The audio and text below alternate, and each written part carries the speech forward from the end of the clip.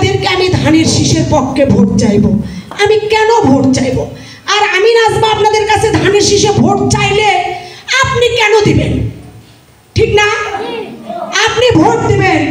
আপনি যদি ধানের শীষে ভোট দেন তাহলে ধানের শীষে কেন ভোট দিবেন? এটার কিন্তু একটা যুক্তি আছে, যুক্তি নাই? তো আমি এটা অন্য দলের পক্ষে না বলে আমি সেই কথাটি আপনাদেরকে বলতে চাই, আপনারা কেন ধানের শীষে ভোট দেবেন।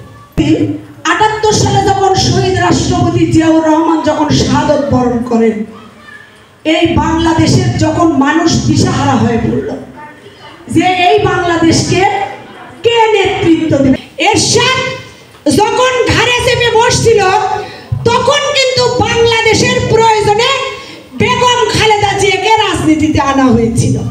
তখন বেগম খালেদা জিয়া বাংলাদেশের রাজনীতিতে প্রবেশ করেন।